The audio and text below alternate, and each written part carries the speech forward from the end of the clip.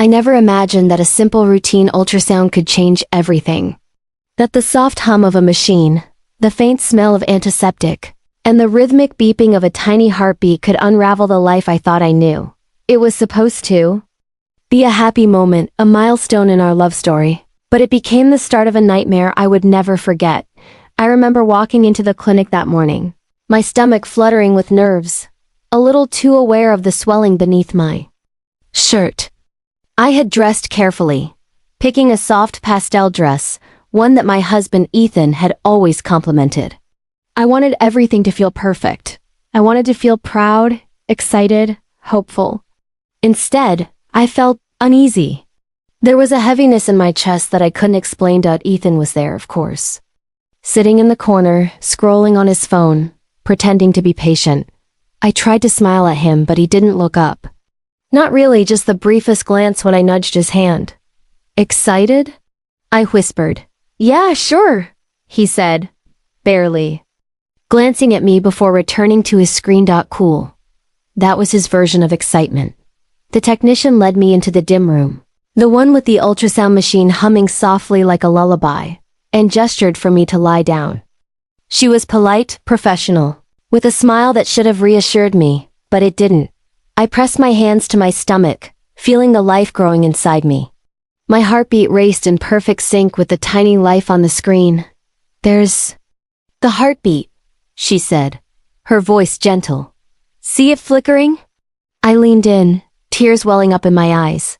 Oh my God. That's our baby, I whispered. I turned toward Ethan, expecting him to reach out, to wrap his hand around mine, to share this sacred moment. But he didn't. He barely looked. Yeah, looks good, he said, eyes drifting back to his phone. Looks good? I repeated under my breath, the words tasting bitter on my tongue. The technician fidgeted slightly but said nothing. She moved the probe carefully, taking measurements, capturing images, all while the soft hum of the machine seemed to grow louder, pressing into my chest. And then, suddenly, she stopped. I'm going to get the doctor, she said. Just routine. Routine.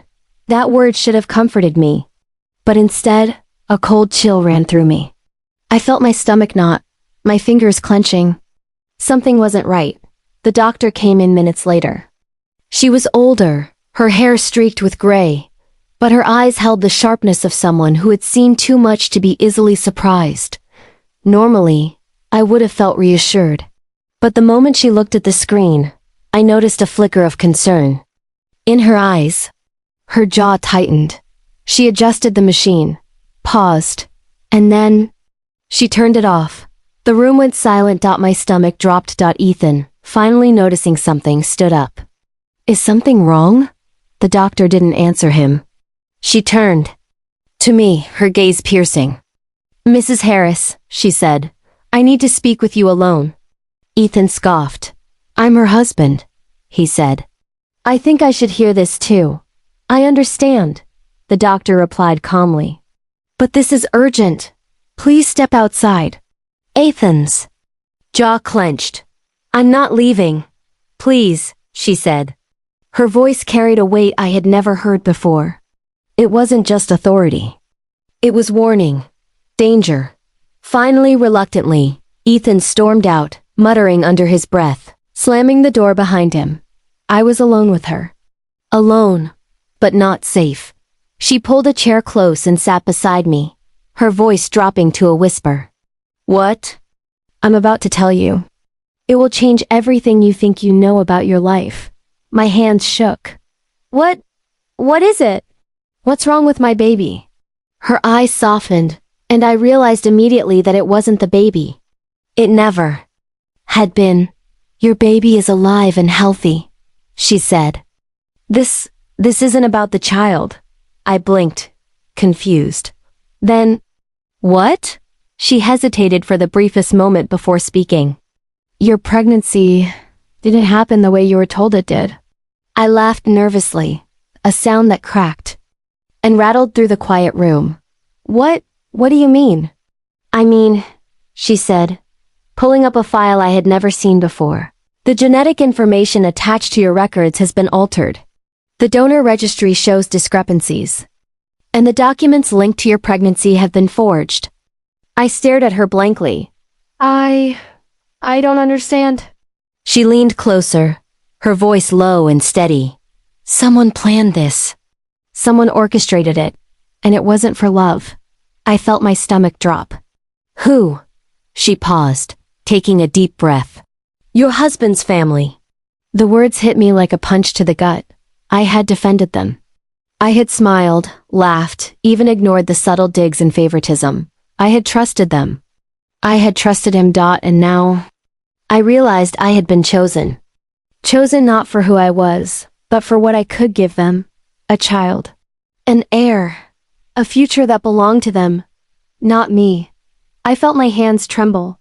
My knees shook beneath the thin paper gown. This can't be real. It is, she said. And you need to protect yourself. You need a lawyer. You need evidence. And you need to be careful because they plan to claim you're unstable once the baby is born. I sank into the chair, my mind spinning. The reality hit me with terrifying clarity. Everything I had believed about my marriage, about my life, about Ethan's love, was a lie. I had married for love. But the ultrasound had proven I was chosen for something else entirely. Over the next few weeks, I watched my life with new eyes. Every smile Ethan gave me felt rehearsed. Every comment from his mother carried an undercurrent I hadn't noticed before. The invitations to dinner, the casual advice about my behavior, the insistence on handling paperwork, all pieces of a puzzle that now terrified me. I began keeping records, emails, texts, small notes, anything that could prove my suspicions. Every time I caught Ethan lying about something small, it felt like a spark igniting in me, a reminder that I wasn't powerless. I started speaking to a lawyer discreetly, asking questions under the guise of curiosity. I consulted a financial expert to understand the family trust that had been a hidden undercurrent in our conversations.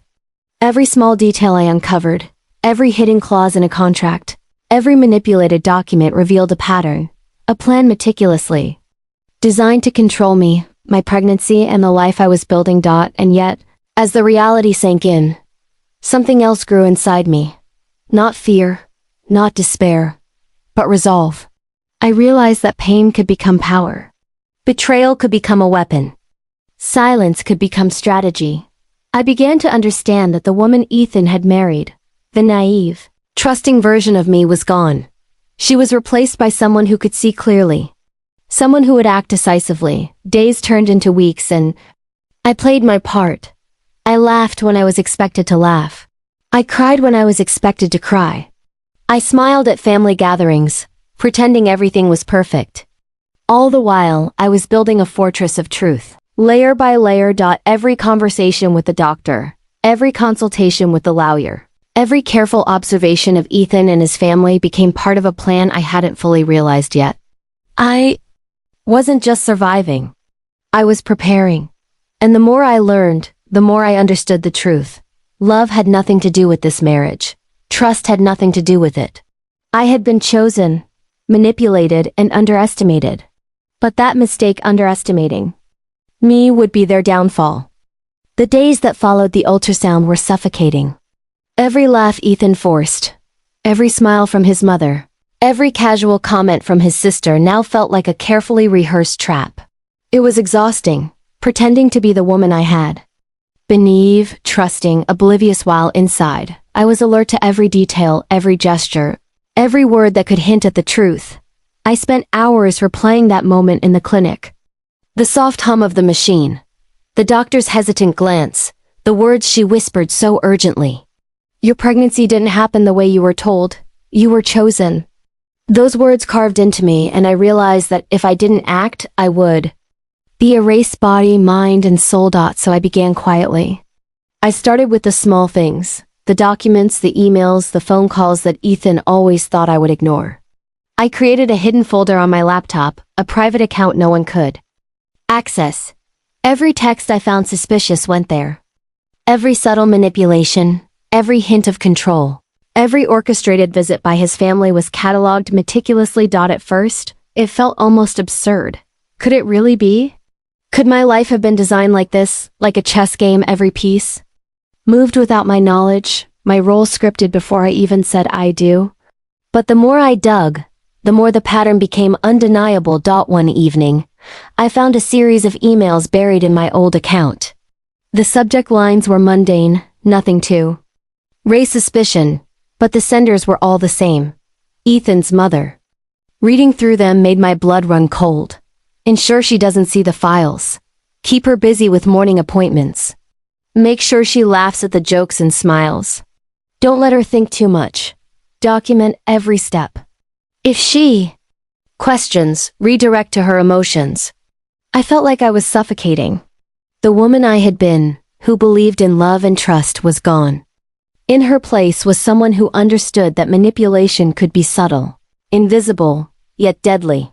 The next day, I confronted Ethan subtly, careful to watch his reaction rather than accuse.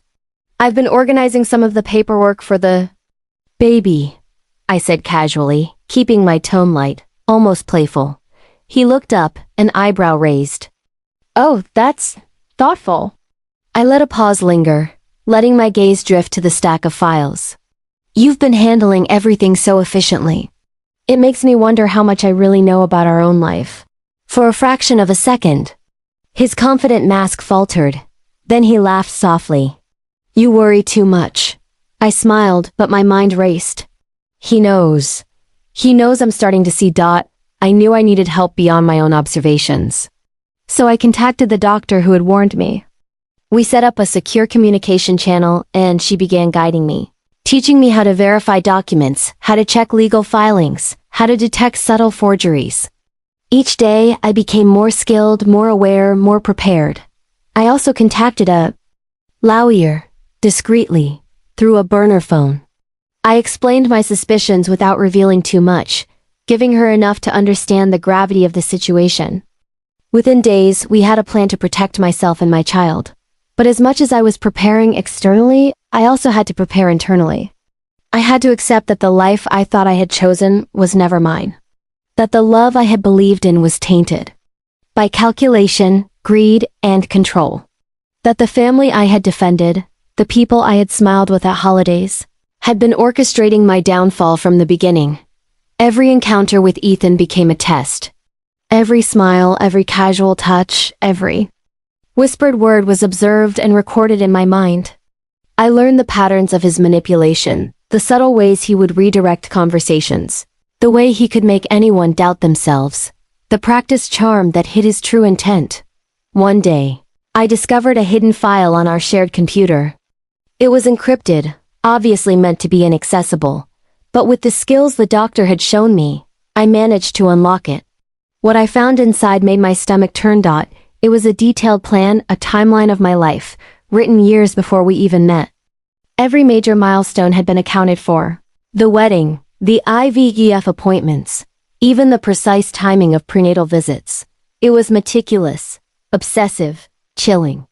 They had planned everything, down to the day I would be able to carry the embryo and be declared fit, and when they would intervene if I questioned them, I felt rage like I had never known.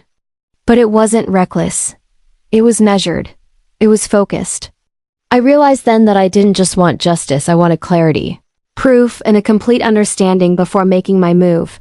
I began documenting everything I could. Screenshots, voice notes, photos, copies of altered documents. Each piece became a brick in the foundation of my eventual exposure. I realized that patience would be my greatest weapon. While Ethan and his family assumed I was naive, I was quietly building the case that would dismantle them completely. Then came the first real emotional confrontation, though I hadn't intended it. Ethan's sister Clara called one evening. She asked to meet at a cafe near our home, saying she had concerns about my pregnancy. I went cautiously, pretending ignorance. She smiled sweetly when I arrived. You look well, she said. Happy, even. I nodded. Thank you. Her tone softened, almost sisterly. You know, sometimes family, we just want what's best. I listened carefully, measuring every word. "You've been asking a lot of questions, haven't you?" she said, a trace of warning in her voice. I smiled. "Curiosity is natural, don't you think?" She leaned closer. "Ethan, he loves you, but you need to be careful. Not everyone is what they seem." Her warning chilled me, but it confirmed what I had already begun to suspect. There was more here than casual manipulation. There was a plan, and I was right in the center of it. The next weeks were a blur of secret meetings with my lawyer, discreet calls to the doctor, and late nights piecing together the timeline of betrayal. I uncovered emails showing attempts to falsify my prenatal records, insurance claims that had been manipulated, and conversations about the perfect narrative for the outside world. Everything had been orchestrated to make me appear irrational, unstable, or overly emotional, so that the moment I questioned anything, I would be discredited. It was sinister. It was breathtaking in its precision. And it fueled my transformation. By now, the woman I had been trusting, open, naive was gone. In her place was someone who had been forged by betrayal, sharpened by fear, and hardened by resolve. I began keeping careful notes about Ethan's behaviors. When he checked my phone surreptitiously, when he whispered to his mother about keeping things under control, when he suggested therapy under the guise of concern. Every action became part of the pattern, every word a piece of evidence. I also started preparing emotionally. I practiced speaking calmly, without hysteria. I rehearsed my story so that if the time came, I would be unshakable, articulate, and undeniable. My mind became a weapon, and then I began noticing cracks. Ethan grew impatient.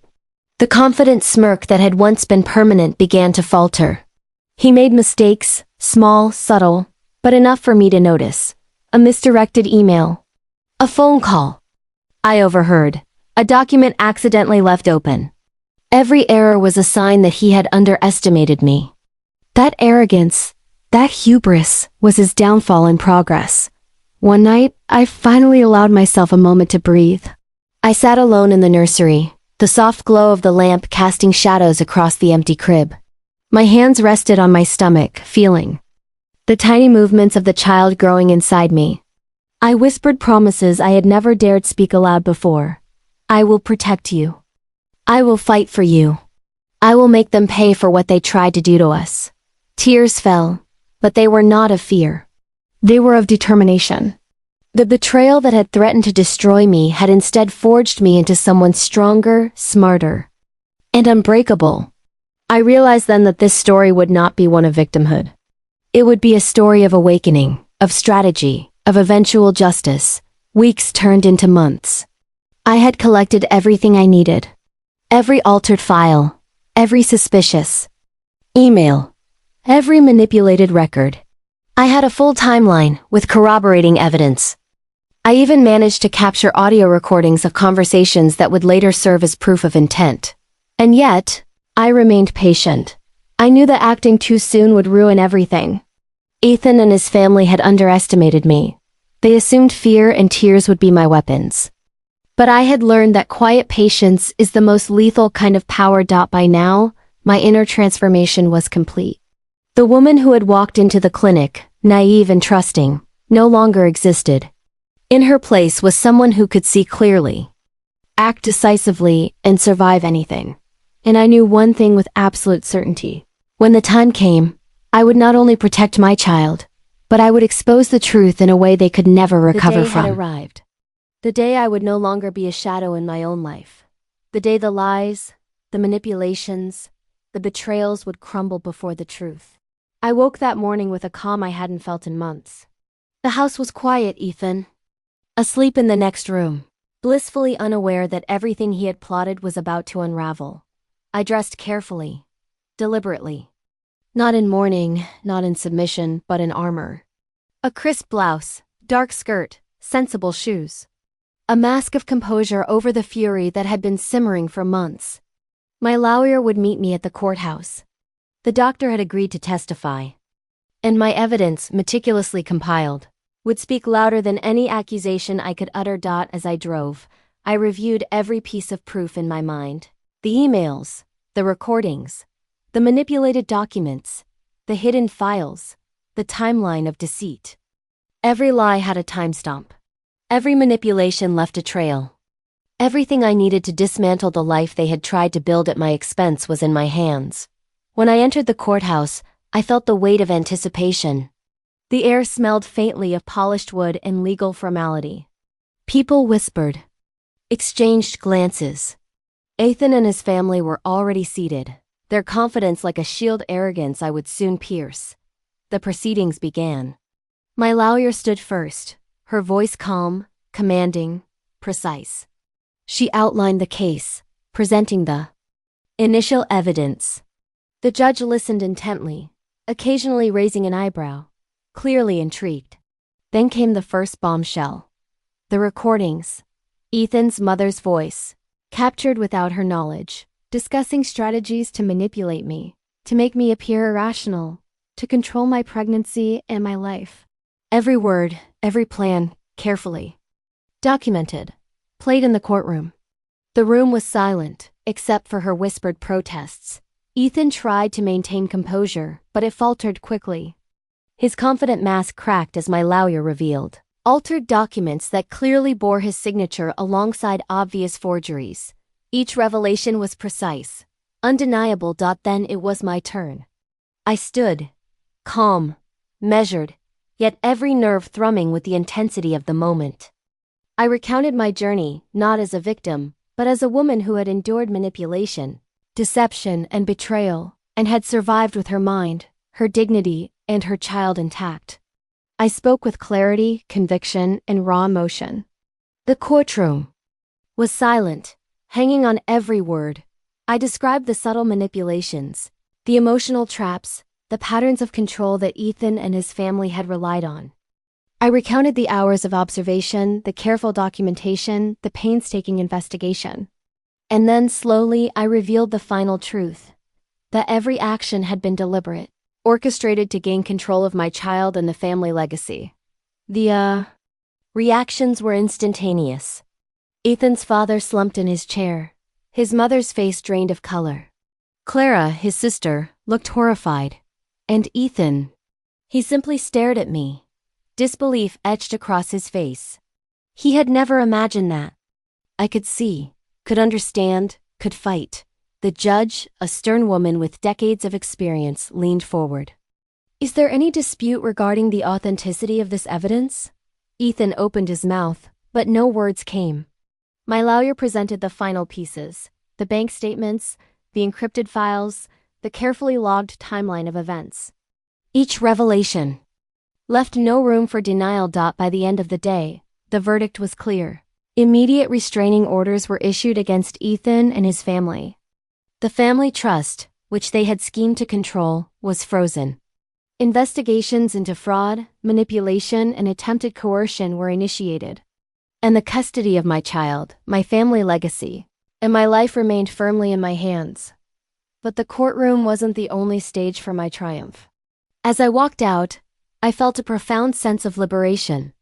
The world outside had changed. The air smelled different, freer, sharper, cleaner. People stared, whispered, some in admiration, some in disbelief. And I smiled not for them, but for myself. For months, I had endured manipulation and deception. For months, I had felt powerless. But in this moment, I understood the truth. Power comes not from fear, not from domination, but from knowledge, patience, and resilience. I had taken control of my life not with rage, but with precision. Not with chaos, but with strategy. Returning home, I entered the nursery, my hands trembling slightly as they rested on my stomach. My child moved beneath my fingertips, a tiny, undeniable proof of life, of continuity, of hope. I whispered softly, promising a future free of deceit, a life built on honesty, love, and protection. I reflected on the journey. The woman I had been, the naive, trusting, loving version was gone. But in her place was someone stronger, someone sharper, someone unbreakable. Betrayal had forged me, and empowerment had completed me. I realized then that true victory isn't revenge in the traditional sense. It's reclaiming your life, your mind, your dignity. It's walking away stronger than the people who tried to destroy you. Over the next weeks, the fallout continued. Ethan and his family faced investigations. Friends and relatives whispered about the scandal. Social circles shifted. But I paid little attention. My focus was on the life I was building, the child I was nurturing, and the freedom I had fought so hard to reclaim. Every night, I would sit by the nursery, reflecting on the journey. The fear, the deception, the heartbreak, all had been transformed into lessons, into tools, into an unshakable core of strength. I had discovered not just the truth about them, but the truth about myself, that I was capable, resilient, and deserving of freedom. Months later, as I watched the first rays of sunlight filter through the curtains, bathing the nursery in gold, I understood the final lesson. Life will test you. People you love may betray you. Circumstances may seem impossible, but no one can dictate your worth, your choices, or your destiny unless you allow it. I had been chosen for something else. Yes, but it wasn't their plan I was living. It was mine. And that realization, more than any courtroom victory or frozen trust fund, was the ultimate triumph. Because true empowerment isn't about revenge. It's about survival with dignity, courage, and clarity. I had survived. I had fought. I had won. And now I was free.